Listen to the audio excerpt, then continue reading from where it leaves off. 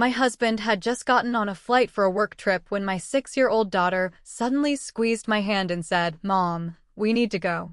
Now, I asked her, "What are you talking about?" She just murmured, "He's gone. We have to leave." I grabbed my car keys, and the second they hit my palm, everything flipped upside down. The moment my husband's plane lifted off, my 6-year-old daughter clutched my hand, her small voice a chilling whisper, "Mommy, he's gone. We have to leave now." I grabbed my keys, heart pounding, utterly unaware that our perfect life was a house of cards about to collapse, built by the man I loved. The digital clock glowed 4:17 a.m. when Marcus kissed me goodbye. Another business trip, another week of solo parenting. I watched his headlights disappear into the pre-dawn dark, my heart aching with that familiar, quiet loneliness. I had no idea how completely my world would unravel before nightfall. It started with his forgotten watch, that expensive Omega I'd given him for our 5th anniversary.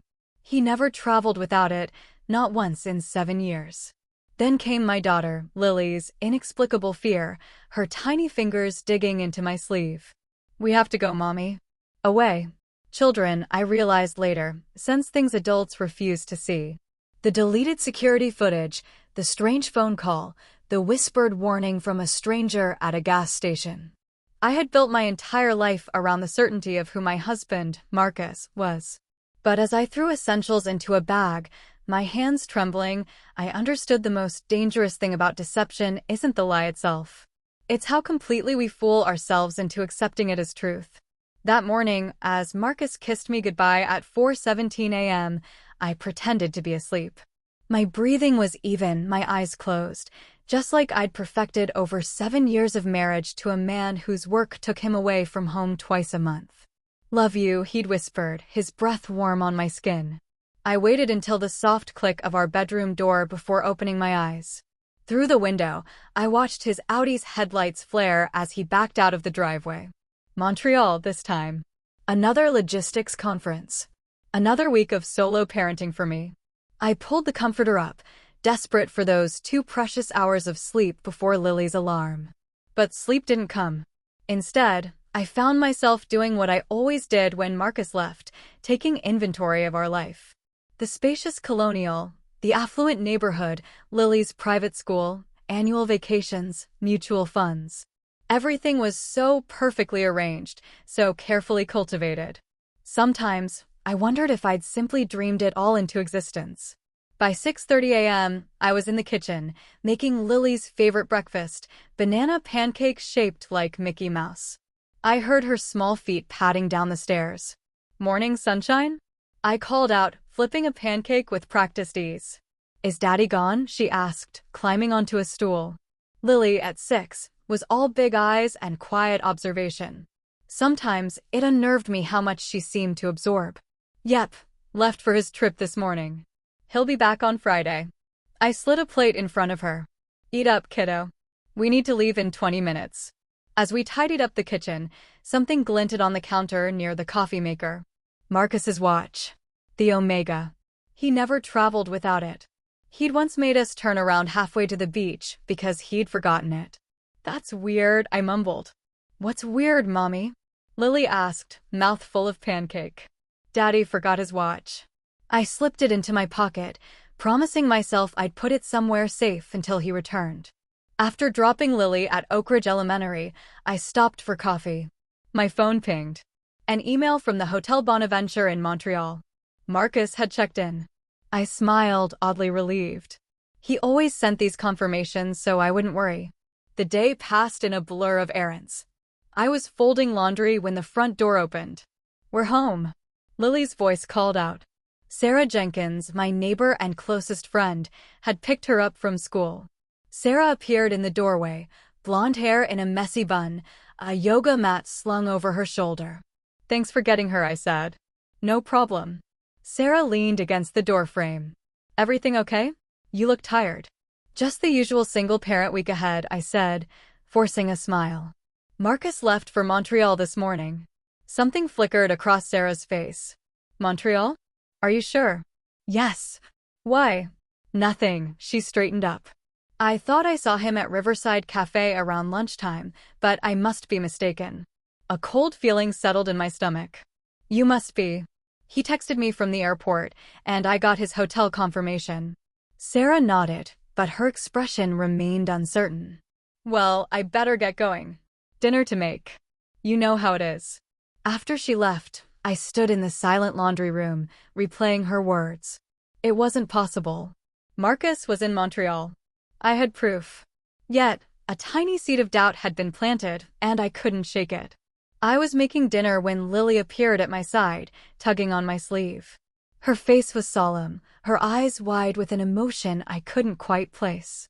We have to go, she whispered. Go where, sweetie? I asked, stirring the pasta sauce. Away. We have to leave. Her voice dropped even lower. Daddy said you would understand.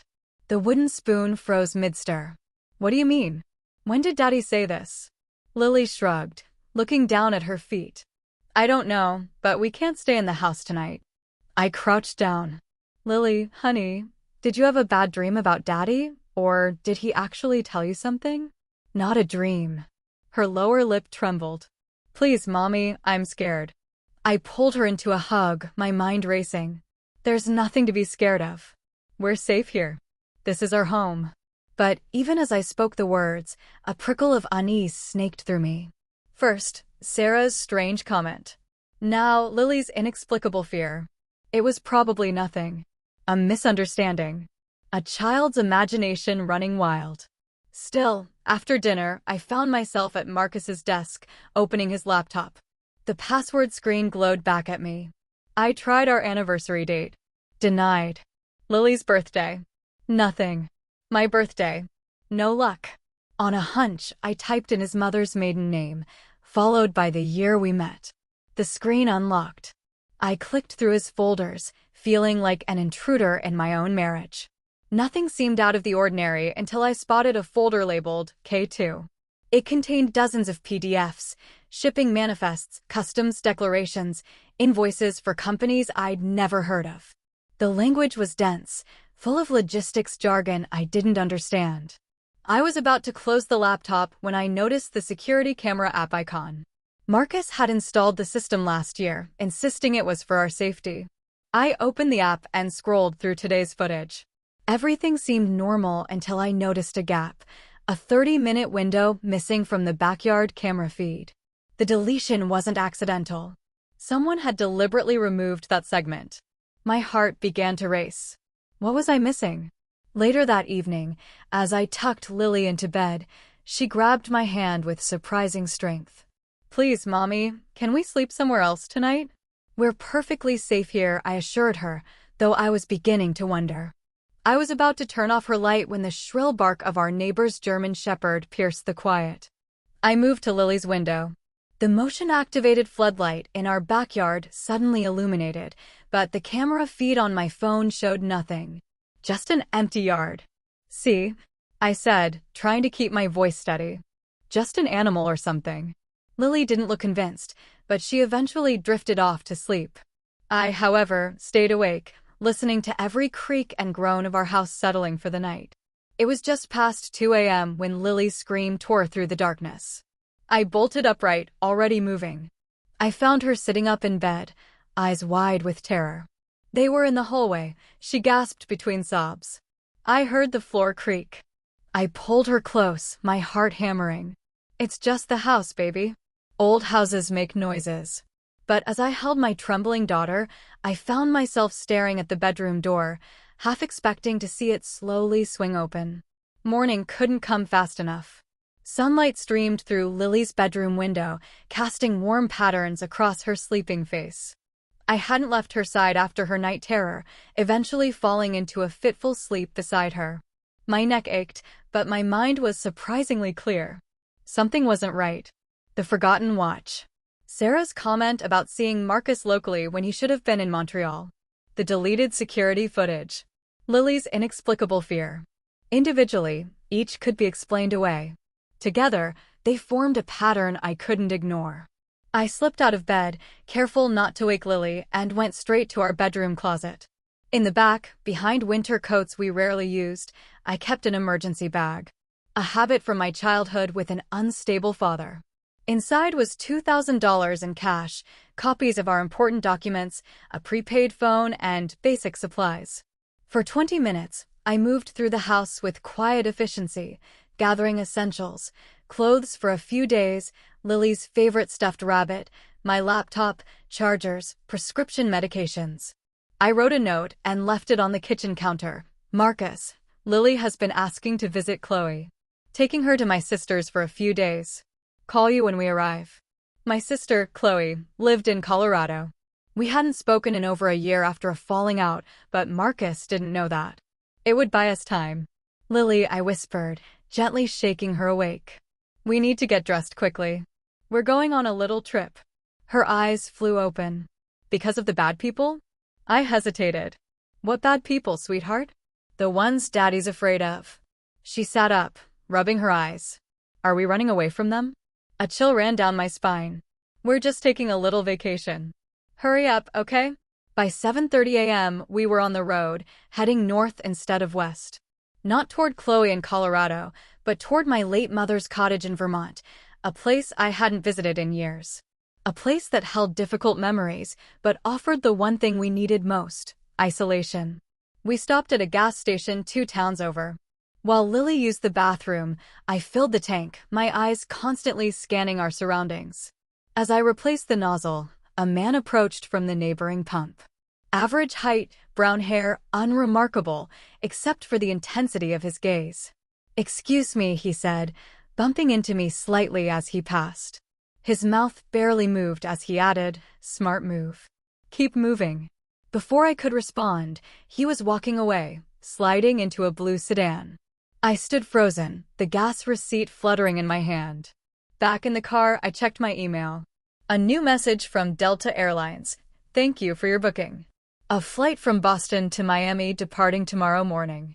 I hadn't made any such booking. Is everything okay, Mommy? Lily asked from the back seat, picking up all my tension. Everything's fine, sweetie. I forced a smile into the rearview mirror. How about some music? We drove for hours, stopping only when necessary. I took back roads when possible, avoiding major highways. Lily was unusually quiet, staring out the window. Occasionally, she'd ask a question that made my heart ache. Are we never going back? Are you and Daddy fighting? Did I do something wrong? I answered each with reassurances that felt hollow even to my own ears. The truth was, I didn't know what we were running from, only that my instincts were screaming at me to get away. The cottage came into view as we rounded the final bend. Small and weathered, it sat on the edge of a quiet lake, surrounded by pine trees. My mother had left it to me 5 years ago. Marcus had suggested selling it numerous times, but something had always held me back. Is this where Grandma used to live? Lily asked as we pulled into the gravel driveway. Yes, honey. We're going to stay here for a little while. Inside, the cottage smelled of dust and forgotten summers. I opened windows while Lily explored the small rooms. 2 bedrooms, a tiny kitchen, a living area with a stone fireplace. It would do. In the hall closet, I found the boxes I'd packed after my mother's death. Things I couldn't bear to part with, but didn't want in our daily life. I pulled down a box labeled Photos and began sifting through its contents. Near the bottom, I found what I didn't know I was looking for, a photograph I'd never seen before. Marcus smiling at someone off camera, his arm draped around a woman I didn't recognize. The timestamp read last month. My phone rang, startling me. Marcus's name flashed on the screen. Hello. I answered, trying to keep my voice neutral. Amelia, what the hell is going on? His voice was tight with anger. Where are you and Lily? Didn't you get my note? We're visiting Chloe. I called Chloe. She hasn't heard from you. My stomach dropped. You called my sister? Of course I called her. I come home to find you and Lily gone. A vague note about visiting Chloe and neither of you answering your phones. What was I supposed to do? I took a deep breath. Marcus, I saw Sarah yesterday. She said she saw you at Riverside Cafe around lunchtime. A pause. That's ridiculous. I was in Montreal. You got the confirmation email. I also found a photo of you with another woman from last month. Another pause, longer this time. You're being paranoid again, Amelia. Is that what this is about? You're having another episode. The casual cruelty of his words hit me like a physical blow.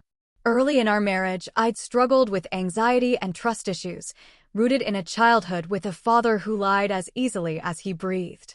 Marcus knew this. He was using it against me now. I'm not being paranoid, I said quietly. Lily's been scared. She said you told her we needed to leave. What? That's absurd. Put her on the phone. She's resting. Amelia, listen to me. Whatever you think is happening, you're wrong. Come home. We'll talk about this. I'm worried about you. His voice had softened, taken on that concerned tone he used when he thought I was being irrational. Once, it would have worked. I'll think about it, I said. I need to go. I ended the call before he could respond. My phone immediately pinged with a text from Sarah. Please call me. I didn't know you were right. Before I could call her back, there was a knock at the door. I froze, my eyes darting to Lily, who was arranging her stuffed animals in the second bedroom. Through the front window, I saw the blue sedan from the gas station. The same man stood on the porch, hands in his pockets, expression grim. I grabbed the fireplace poker before approaching the door. Who is it? I called, trying to sound braver than I felt. David Thorne, he replied. I know your husband, and I think you and your daughter are in danger. I kept the chain on the door as I opened it a crack, the poker hidden behind my back.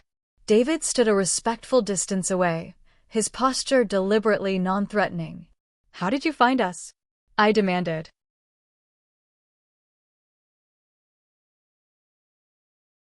Marcus mentioned this place once, said it was your escape hatch. I took a chance. What do you want? To help you, he glanced over his shoulder. Can I come in? It's not safe to talk out here. Every instinct told me to shut the door, to call the police. But then I thought of the deleted security footage, the strange flight booking in my name, Lily's inexplicable fear. Wait here, I said, closing the door. I checked on Lily, finding her absorbed in a picture book she'd found on the shelf, then returned to the door. I removed the chain but kept the poker visible as I let him in. Make it quick, I said, keeping my voice low. My daughter doesn't need any more stress. David nodded, taking a seat at the small kitchen table only when I gestured. Your husband isn't who you think he is, he began without preamble. And now that you're gone, they'll come after you both. Who's they? The people Marcus works with. His real employers. I gripped the poker tighter. Marcus works for Meridian Consulting. He's a logistics specialist. David gave me a sad smile. That's his cover. For the past 3 years, he's been involved in something much more lucrative and illegal. Smuggling high-end counterfeit goods hidden in diplomatic shipments. That's ridiculous. But even as I said it, I thought of the K2 folder on Marcus's laptop. The shipping manifests. The invoices for companies I'd never heard of. Is it? David reached into his jacket, moving slowly to show he wasn't a threat, and pulled out a phone. This is Marcus's second phone. He dropped it at the gas station when he was meeting with a man named Mr. Blackwood. I picked it up before he realized it was gone. I stared at the device, a basic burner phone, nothing like the iPhone Marcus carried everywhere. How do I know this is his? Check the messages. I took the phone, scrolling through texts filled with coded language and references to large sums of money. One thread contained several photos, shipping containers, manifest documents, and in one, our house. Why are you showing me this? I asked, my voice barely above a whisper. Because Marcus has stored sensitive materials in your name, putting you legally on the hook if things go south. And things are going south. David leaned forward. There's a missing accountant. Robert Hayes. The police are involved now. It's only a matter of time before they connect the dots. My mind raced, trying to fit this new information into what I already knew. Lily, I said suddenly. She said Marcus told her we needed to leave. That I would understand. David nodded. He's been planning his exit strategy. The question is whether that strategy included you. A sick feeling settled in my stomach. I need to make a call. I stepped onto the back porch, closing the door behind me. Sarah answered on the first ring. Amelia, thank God. Are you okay? Is Lily with you? We're fine, I kept my voice steady. What did you mean in your text? What didn't you know? A long pause. I've been sleeping with Marcus. The world tilted sideways. I gripped the porch railing to stay upright. It wasn't serious, Sarah continued, her words tumbling out. It started at the Christmas party. I was drunk, feeling lonely after the divorce. It just happened. But I ended it 3 weeks ago when I found out about his other dealings. What dealings? He asked me to notarize some documents for a storage unit rental. The paperwork had your signature on it, but it didn't look right. When I questioned him, he got angry. Said it was none of my business. Then I overheard him on the phone talking about moving product through customs. I closed my eyes, memories flooding back. Marcus's late-night phone calls. The unexplained cash deposits. The sudden insistence on a home security system. Did you know he has another phone? I asked. Yes, he always kept it in his car. I thought it was for work. And you saw him yesterday at Riverside Cafe? Yes. He was with a man I'd never seen before. They were arguing. I ended the call after extracting a promise from Sarah to tell no one where we were. Back inside, I found David sitting exactly where I'd left him. But now Lily stood in the kitchen doorway, watching him with curious eyes. Who are you? She asked. A friend, David replied simply. I used to work with your dad. Lily's eyes narrowed slightly. Did you come to take us home? No, sweetheart, I intervened. Mr. Thorne is just helping us with something. Why don't you go back to your book while we talk? She hesitated, then said in a small voice, Is it about the bad thing Daddy did? My blood ran cold. What bad thing, Lily? I heard him talking on his special phone. He said he needed to get rid of the problem. She twisted her hands in her shirt. I thought he meant me. I crossed the room and knelt before her. No, baby. No. Your daddy would never hurt you.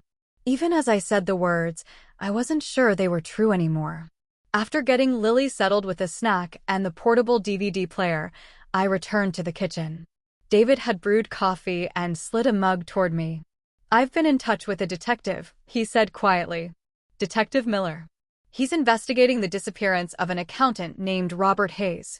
Hayes handled the books for several shell companies Marcus used. You went to the police? My voice rose slightly. Not about you. About Marcus and his associates. But Miller is smart. He'll make the connection to you eventually. Better to cooperate now than be caught in the fallout. My phone rang again. Marcus. I let it go to voicemail. Seconds later, a text appeared. You're going to ruin everything. Do you even know what you're running from? The phone rang again immediately, this time an unknown number. I answered cautiously. Mrs. Walker, this is Detective Miller. The voice was deep, authoritative. I need to speak with you regarding your husband's business dealings. How did you get this number? Your friend, Sarah, provided it. She's quite concerned about you. I shot David a look. He appeared as surprised as I was. Mrs. Walker, I understand you're frightened, but if you don't cooperate, you may be arrested as a co-conspirator. There are documents with your signature on them. Forgeries, I said automatically. That may be, but we need to verify that in person. Where are you currently? I ended the call without answering, my hands shaking. We need to go, I told David. Now. Wait, he held up a hand. Think. If Miller contacted you, it means he already has enough to move on Marcus. Running makes you look guilty. I don't care how it looks. I need to protect my daughter. David nodded slowly. There might be another way. A way to clear your name and make sure Marcus can't hurt either of you again. I'm listening. You mentioned a crawl space. Check it before we decide anything. The crawl space access was in the back of the coat closet, a small square door that led to the area beneath the cottage. With a flashlight, I crawled in, cobwebs brushing against my face. In the far corner, partially hidden behind an old steamer trunk, I found a metal box I didn't recognize. Inside were stacks of cash, 2 passports with our photos, but different names, and a handwritten list of addresses. Marcus had been planning to run. To disappear. The question was, had he intended to take us with him, or had we become, as Lily had overheard, the problem he needed to get rid of? Back in the kitchen, I spread the contents of the box on the table. David examined the passports, his expression grim. High-quality fakes, he said. Expensive. He was planning to run. the reality of it finally sinking in. Yes, and now you have a choice to make. As I stared at the evidence of my husband's secret life, I realized I'd been living with a stranger. Every moment of our marriage, every kiss, every promise, all built on lies. The man I'd loved, the father of my child, was someone I'd never really known at all.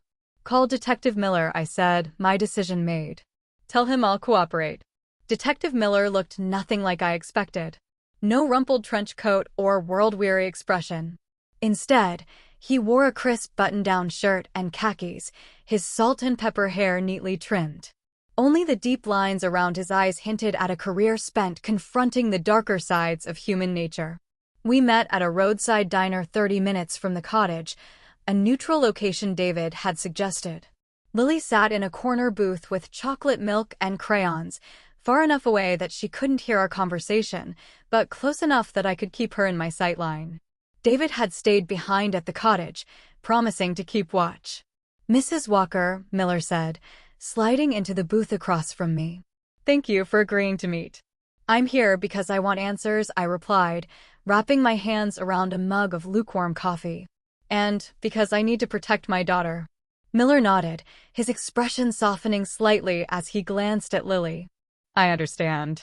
For what it's worth, I believe you're innocent in all this, but I need your help to prove it. I slid the passports and cash across the table. I found these hidden in our vacation home. There's more. Documents on his laptop, a second phone with messages about shipments and payments. Miller examined the passports, his face betraying nothing. When did you first suspect something was wrong? I told him everything. The forgotten watch. Sarah's sighting. The deleted security footage. Lily's warnings. With each detail, the bizarre reality of my situation became clearer. My husband, the man I'd shared a bed with for 7 years, had been living a double life. The counterfeit operation is sophisticated, Miller explained. Your husband and his associates have been smuggling high-end replicas, watches, designer handbags, electronics, hidden in legitimate shipments. They've moved millions worth of merchandise over the past 3 years. He paused. And the missing accountant, Robert Hayes? Disappeared 4 days ago. His wife reported it. We found evidence that he'd been skimming from the operation. Last person he was seen with was your husband. My stomach lurched. You think Marcus? Miller's expression remained neutral. We don't know yet, but given what you've told me, I'd say your husband was planning an exit strategy. The question is whether Hayes' disappearance accelerated those plans. I glanced at Lily, who was carefully coloring within the lines of her children's menu. What happens now? Now, Miller said, leaning forward. We need to set a trap. And you're the bait. The plan was straightforward, but terrifying. I would contact Marcus, tell him I was scared and confused, ask him to explain everything. Meanwhile, federal agents would trace the call and monitor our conversation, gathering evidence directly from Marcus's own mouth. It was risky. If Marcus suspected anything, he might disappear for good, taking any chance of justice with him. I can't do this from the cottage, I said. He might know about that location. We've arranged a hotel room in Burlington, Miller replied. Secure, monitored.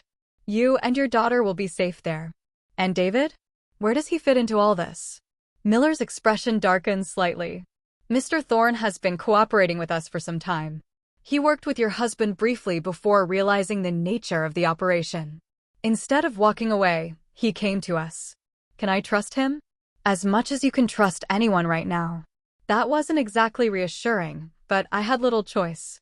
As we prepared to leave the diner, I sent David a text with our new location. His response came immediately. Be careful. We'll meet you there tonight. The Burlington hotel room was bland and impersonal, but after the emotional roller coaster of the past 48 hours, its very anonymity felt comforting. Lily explored the room with cautious curiosity while I sat on the edge of the bed, staring at my phone.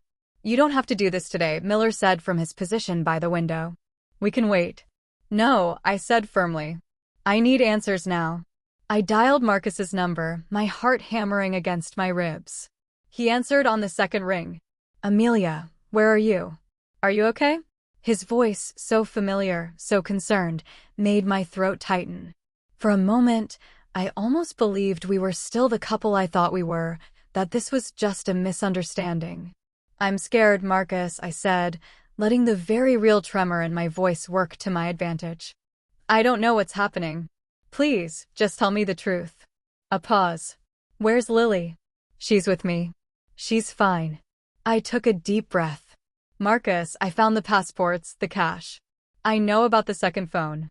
Another pause, longer this time. When he spoke again, his voice had changed, hardened. "You've been going through my things." I had to. Nothing was making sense. I gripped the phone tighter. "Who are you, Marcus?" "Really?" "I'm the same man you married," he said, his tone suddenly weary. "Just with a more complicated job than you realized. Smuggling isn't a job. It's a crime." He laughed, a short, bitter sound. "You think it's that simple? Black and white? The world runs on gray areas, Amelia. Always has. And Robert Hayes? Is he a gray area too?" The silence that followed was deafening. Miller gave me a thumbs up from across the room, encouraging me to continue. "I don't know what you're talking about," Marcus finally said, his voice carefully controlled. "The missing accountant. The one you were last seen with before he disappeared.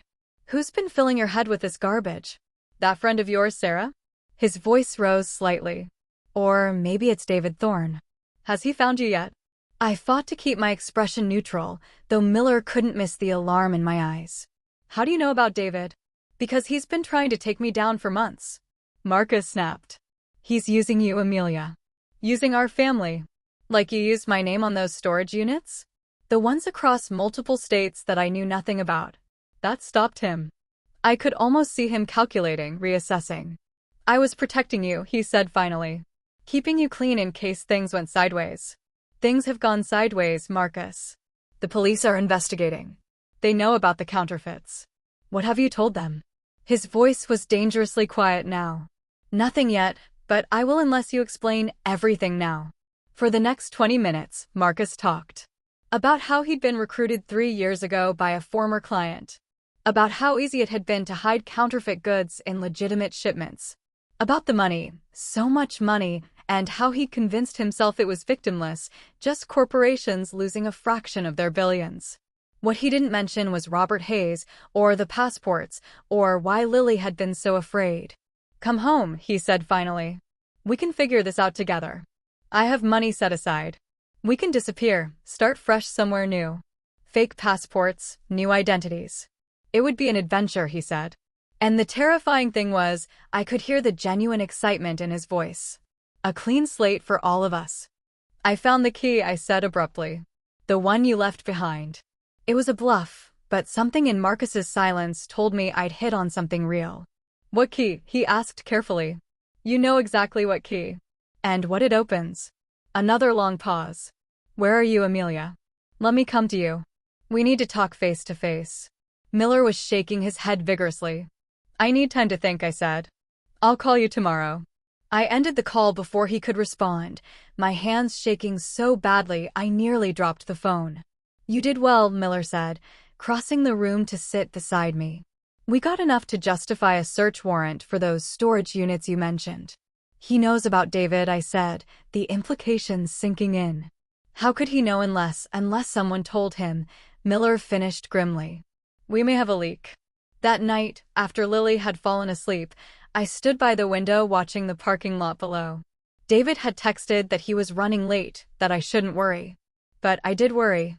If Marcus knew about David's involvement, was anyone truly safe? My phone chimed with a new email from Marcus. No subject line.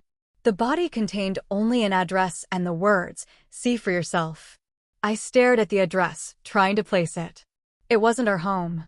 It wasn't the cottage. It was somewhere in the neighboring town, about 30 minutes away. Another chime. A second email from Marcus. This one contained a single image. A photo of me and Lily at the park from last summer. But it hadn't been taken by Marcus. The angle was wrong. The distance too far. We'd been photographed without knowing it. More photos followed. Lily at school. Me shopping at the grocery store. Both of us getting into the car outside Sarah's house. all taken by someone watching us, documenting our movements. The final email contained just 4 words. I was protecting you. From what? From whom? The question swirled in my mind as a new, horrible understanding began to take shape. What if Marcus hadn't been planning to run from the law, but from something or someone else? As I stood frozen by the window, a car pulled into the hotel parking lot. A blue sedan. David. Relief flooded through me, followed immediately by doubt. Could I trust anyone? My phone rang. Sarah? Amelia, have you heard from David? She asked immediately. No, she sounded confused. Listen, I've been going through some of Marcus's old papers, things he left at my place. There's something you need to know about your father's company. My father's company? It went bankrupt years ago. That's what Marcus told you, Sarah said. But according to these documents, he was involved in the takeover. He was working with the buyers before you even met him. The implication hit me like a physical blow. Are you saying he targeted me? That our entire relationship was what? A business strategy. I don't know, Sarah admitted. But it doesn't look good. As we spoke, I watched David cross the parking lot toward the hotel entrance. The pieces were beginning to fit together, forming a picture I didn't want to see. I have to go, I told Sarah abruptly. Don't tell anyone we spoke. I woke Miller, who had been dozing in the armchair by the door. We need to move, I said urgently. Now. What's happened? David is here, and I think he might be working with Marcus.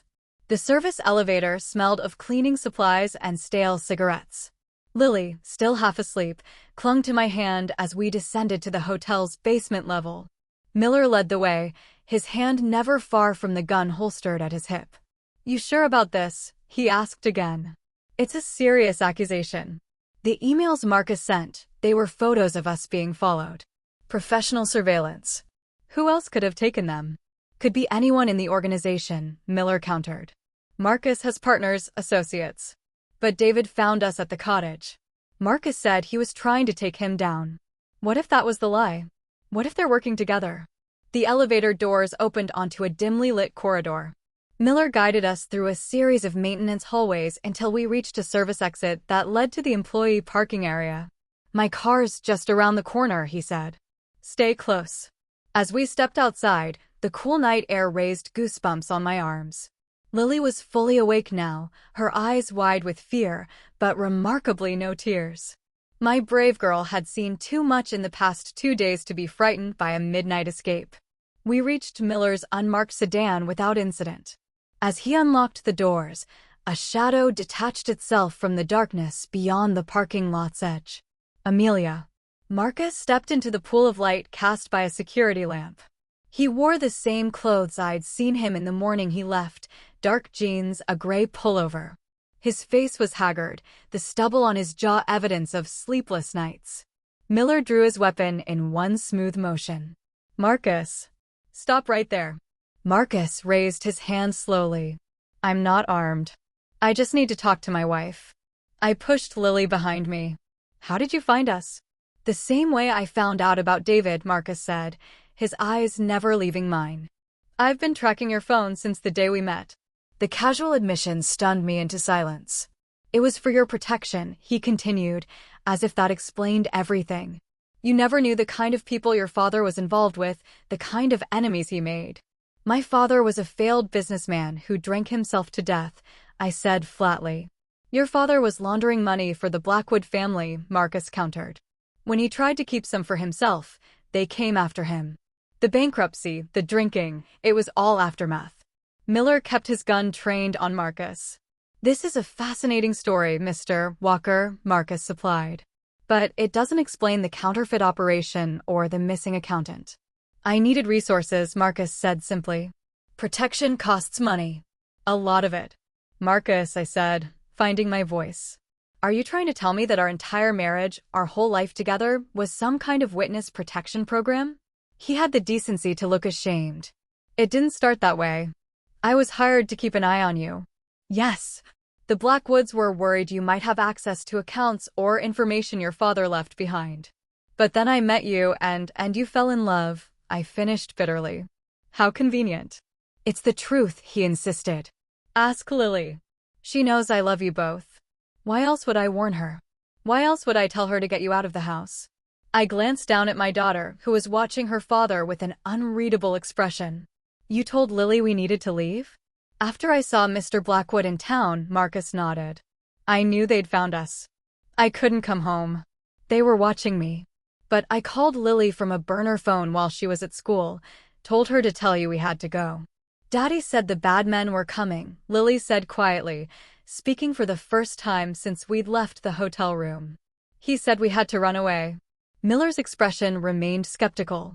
And the missing accountant, Robert Hayes? He's at a safe house in New Hampshire, Marcus replied. He was skimming from the operation, yes, but not for himself. He was being blackmailed by the Blackwoods. When he came to me for help, I got him out. It was too much to process. Too many revelations, too many layers of deception. But one thing was becoming clear. Marcus wasn't the monster I'd feared. Or at least not entirely. The evidence is at the storage unit, Marcus continued. The one at the address I sent you. Hayes kept records of everything. The blackmail, the threats. It implicates Mr. Blackwood and his entire operation. That's what I was trying to protect. Miller finally lowered his weapon slightly. And David Thorne, where does he fit into all this?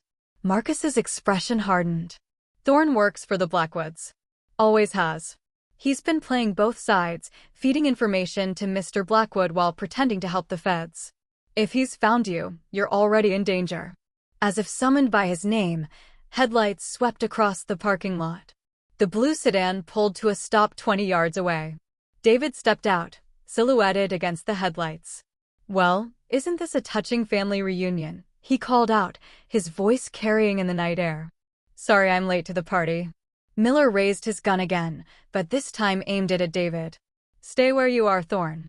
David laughed, a cold sound that sent shivers down my spine. You know, Marcus, you really should have just taken the money and walked away. Mr. Blackwood was willing to let bygones be bygones, but you had to play the hero.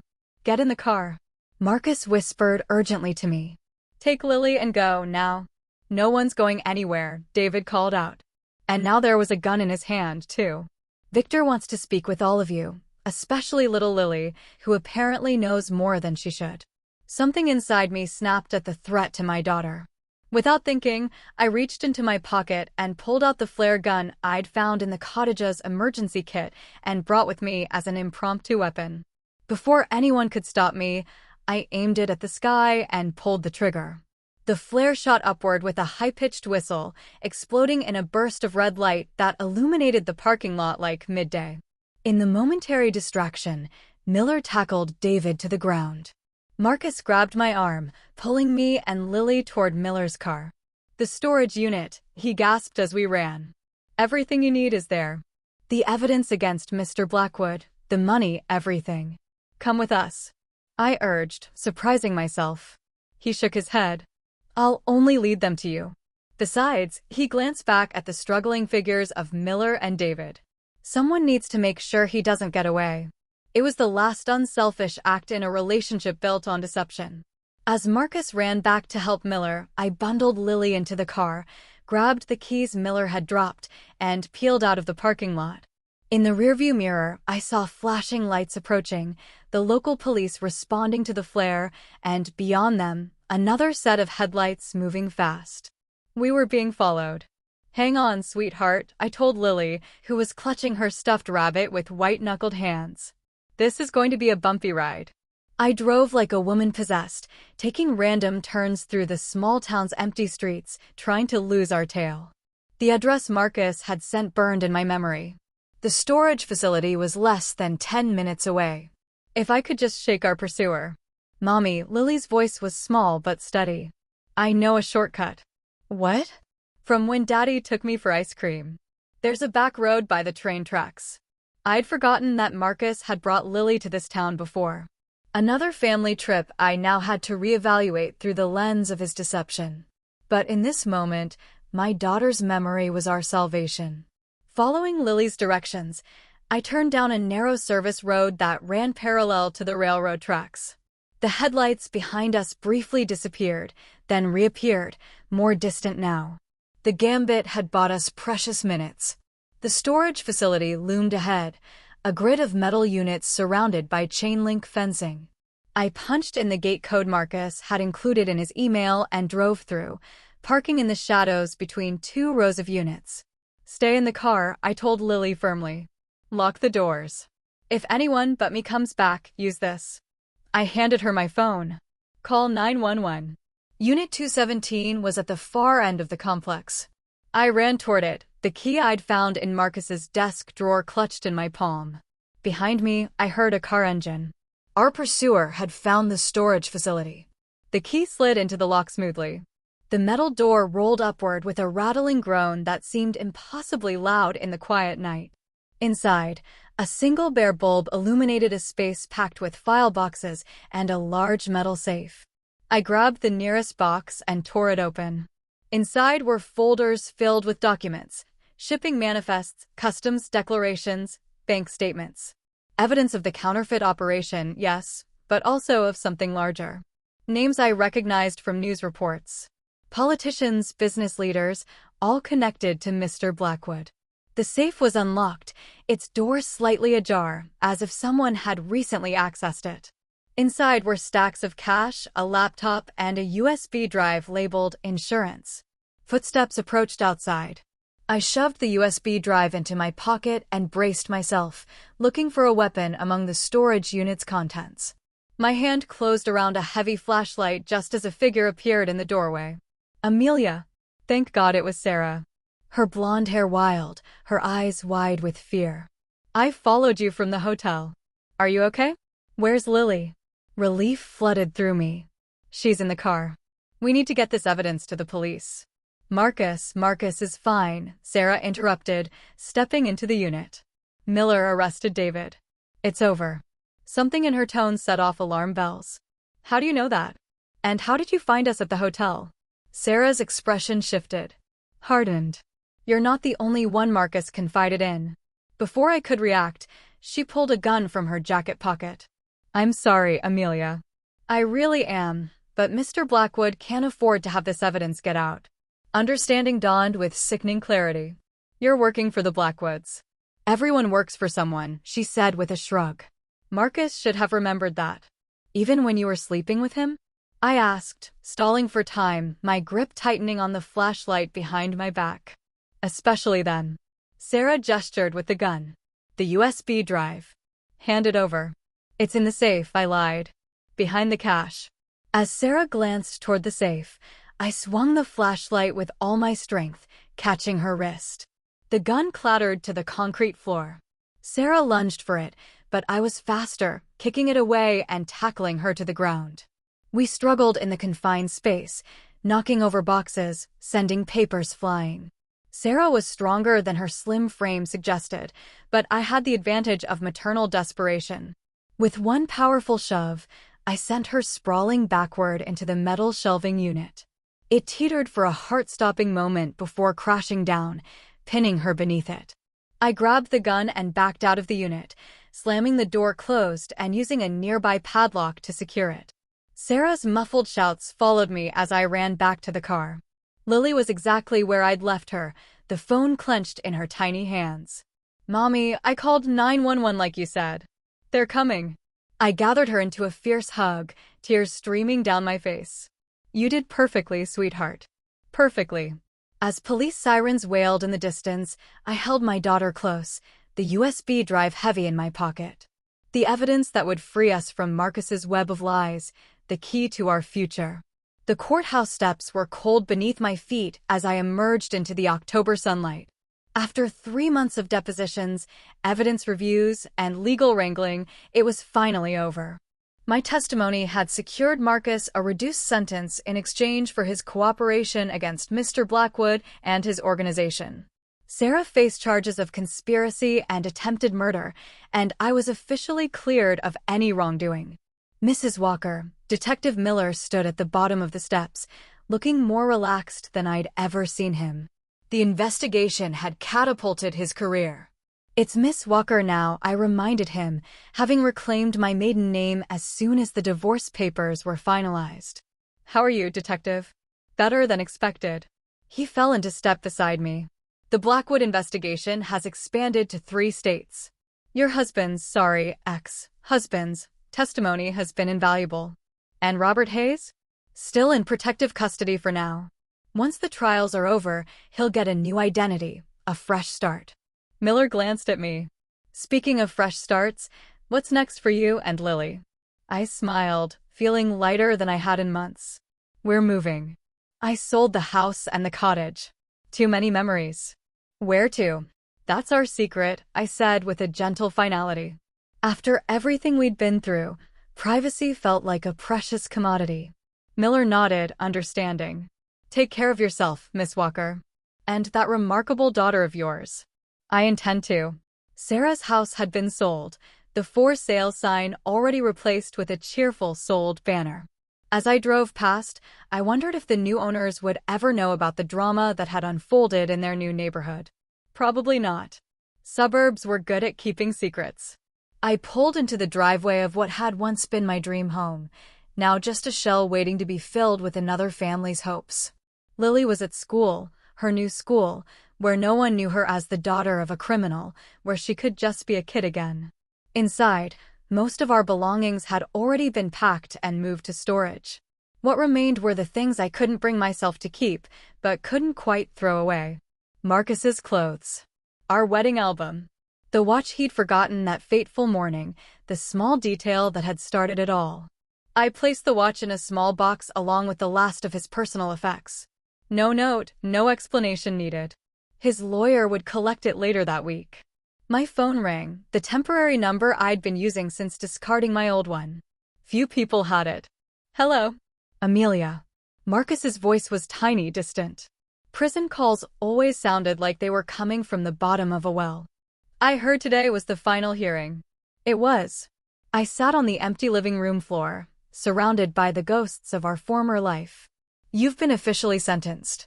5 years, he sounded resigned. Could have been worse. Much worse. A long pause filled the line. There was so much unsaid between us. So many questions still unanswered. But in the end, did the details really matter? The result was the same. Our marriage, our life together, had been built on quicksand. How's Lily? He asked finally. She's doing better. The therapist says she's processing everything remarkably well for her age. She's strong. Like her mother. I closed my eyes against the unexpected compliment. Marcus, why are you calling? Another pause. I found something.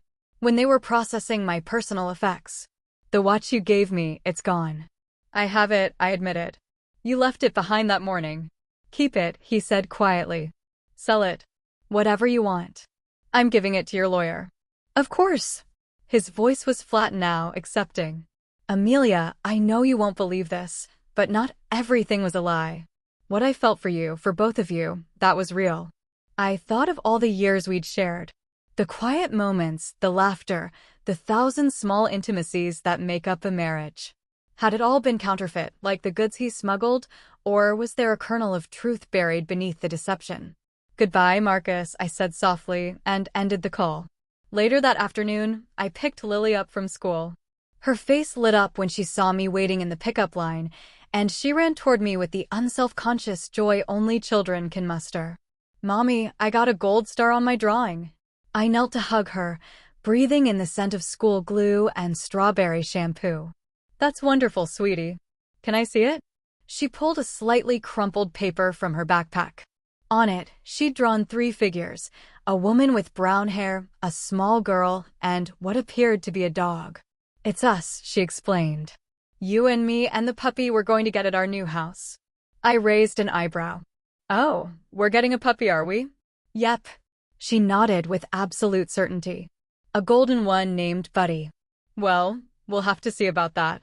I took her hand as we walked to the car. How was the rest of your day? As Lily chatted about recess and math problems and her new friend Zoe, I marveled at her resilience. Children adapted, survived, moved forward. Perhaps adults could learn from that. Our new home was 3 states away, a small house near the coast where the air smelled of salt and possibilities. I'd already secured a job with a local legal aid office, putting my paralegal skills to use helping others navigate the system. It wasn't the life I'd planned, but maybe it would be better. Are we going to the new house today? Lily asked as I buckled her into her seat.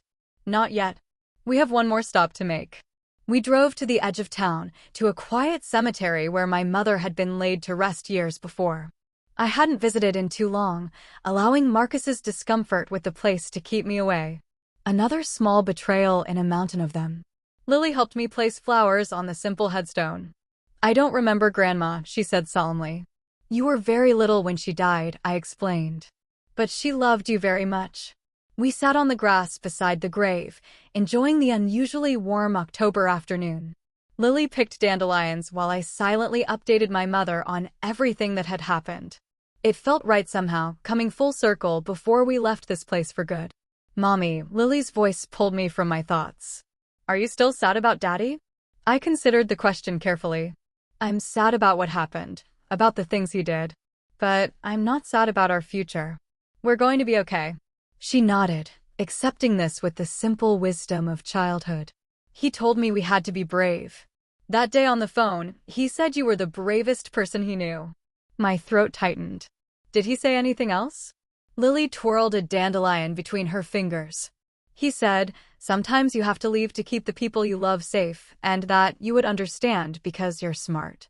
And he was right, I said, blinking back tears. You were very brave to tell me we needed to leave. You probably saved both of us. She shrugged, already moving on to other thoughts the way children do. Can we get ice cream before we go? I laughed, the sound surprising me with its genuine joy. Absolutely. 1 week later, we stood on the porch of our new home, watching the movers unload the last of our belongings.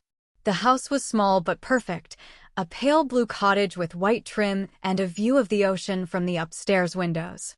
Far from our old life, far from the memories, far from the lies. A package had been waiting on the doorstep when we arrived. No return address, just my name and unfamiliar handwriting. Inside was a single item, Marcus's watch and a note. Some things are worth keeping. Stay ready just in case. David Thorne had disappeared after his arrest, presumably into witness protection. That he had found us was concerning, but the message seemed more warning than threat. Stay ready just in case. I slipped the watch into a drawer in my new bedroom and locked it. The past secured, but not forgotten. That evening, Lily and I walked down to the beach, collecting shells and watching the sunset paint the sky in shades of pink and gold. She ran ahead, chasing seagulls, her laughter carried away by the wind. Mommy, look, she called, pointing to something in the distance. A golden retriever bounded across the sand, followed by its owner, a woman about my age, with a friendly smile. Sorry, she called as the dog approached us. He's friendly, just curious. What's his name? Lily asked, already kneeling to pet the animal. Buddy, the woman replied. Lily shot me a triumphant look. I could only shake my head and laugh. As we walked home in the gathering twilight, Lily's hand warm in mine, I thought about all we'd been through. The betrayals, the danger, the heartbreak. But also the strength we'd found, the truth we'd uncovered, the future we'd reclaimed. Are you happy here, Mommy? Lily asked sleepily as I tucked her into bed that night. I brushed the hair from her forehead, this child who had saved me in more ways than one. Yes, sweetheart, I am. Me, too, she murmured, already drifting toward sleep. I stood in the doorway of her new room, watching her breathe, feeling a peace I hadn't known in months. Perhaps Marcus had been right about one thing. Sometimes you had to leave to keep the people you love safe. But he'd been wrong about the rest. Safety wasn't found in secrets and lies. It wasn't in hiding from the truth. True safety came from seeing things as they really were and facing them head-on. I quietly closed Lily's door and walked to the small balcony off my bedroom. The ocean spread before me, vast and unknowable in the darkness, its waves a constant soothing rhythm against the shore. In the distance, lights from passing ships dotted the horizon, each on its own journey, just like us. I thought about Marcus sitting in his prison cell, paying for his crimes. About Sarah awaiting trial, her betrayal perhaps the most painful of all. About Detective Miller and the justice system that had, for once, worked as it should. About David Thorne and his cryptic warning. And finally, about myself, the woman who had walked blindly through a counterfeit life for 7 years, but who had found the courage to see the truth when it mattered most.